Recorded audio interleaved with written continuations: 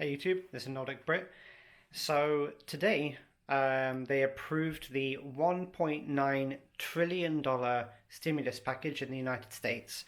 And this was a good opportunity to post a video regarding that and how this looks coming forward with regards to the debt that this is going to impose on the society. Before we go on with this video, I do want to mention really quickly please do keep any comments about political stuff out. I don't really want to have any of that stuff there. I don't really care. This is not a political channel. This is a prepping channel. I will say this, that when you live in a market economy, when you live in a system that is based on fractional reserve banking, which most countries do, basically, if you have no money, you cannot survive. This is just a fact.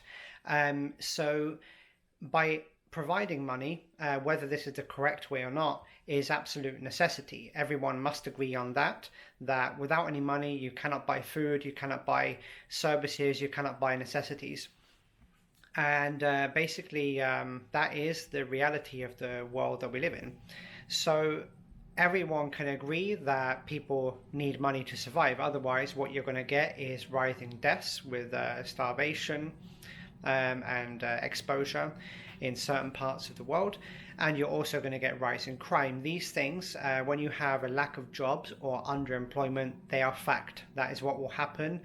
This happens all the time around the world in places where there are no job opportunities, no income, underemployment. This is what happens. So they've provided this stimulus package now for $1.9 trillion, which is a huge amount of money.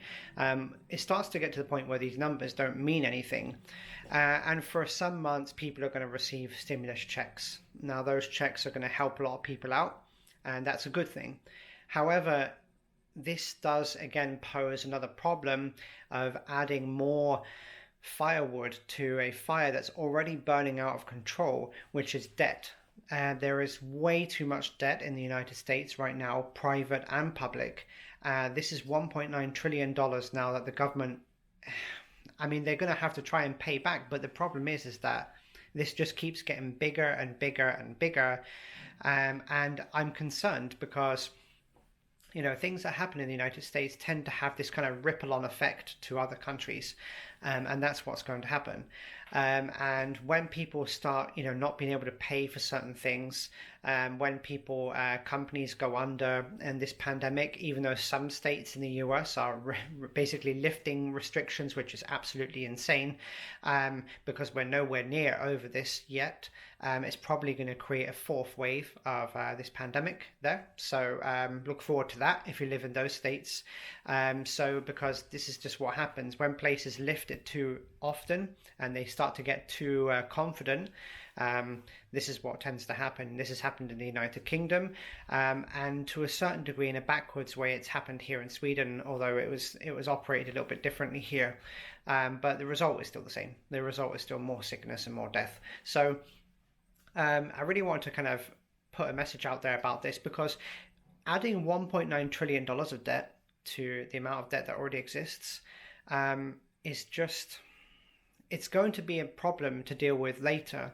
And the problem is that because these things have not been dealt with, I'll post a link to my previous video where I basically mentioned about macro effects of the economy and kind of mismanagement and how that works, and the fact that these things are not being targeted properly, they're not being dealt with in a decent way, which is going to result in a bigger collapse later at some point. This is just inevitable. So, basically, when you think about it, what you've got is everyone else is going to be burdened with this tax debt coming later because they have to pay this off.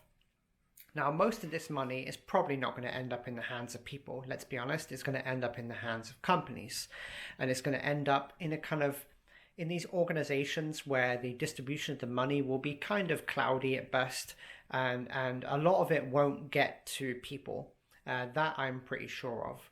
And when you've got no jobs, and jobs are not being created and underemployment is not being dealt with, you're going to end up with this situation where even if we come out of the coronavirus pandemic, with everyone being vaccinated and so on, it's just going to squeeze people more and more because the actual system, the problems that people face are not actually being addressed.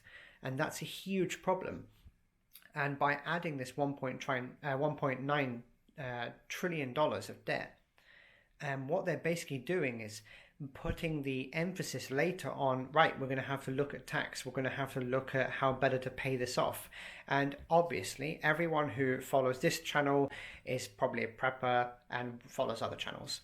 Everyone knows, if you've been doing any kind of prepping or looking at the world economy, the way that it actually works, everyone will know that it is mathematically impossible to pay all the debt a government owes. It just cannot. It's really, you can just look on YouTube, you can go around and Google as much as you want. There is no way out of this. You cannot pay back the debt that the government creates. It's impossible, just by the existence of things like interest and the way the inflation mechanisms work. And inflation is another really important topic to mention because, you know, in the US, you're finding the prices going up, but the salaries are not. And that's a massive problem. That is a huge divide because eventually people's checks that they're receiving are going to buy less and less. And then they're going to come out of this and realize that the jobs that exist also are not up to scratch. And so fighting against things like minimum wages and stuff like that, it's basically going to create another problem where people can't afford even the basic necessities. There were studies that come out saying people cannot afford the rent in any state pretty much on a normal job, that people are struggling to buy food, and obviously medicine bills in the United States are crazy, so that obviously puts a lot of people in bankruptcy. And this is important to know even if you're not in the United States, because things that happen in the US have a kind of ripple effect for the rest of the world.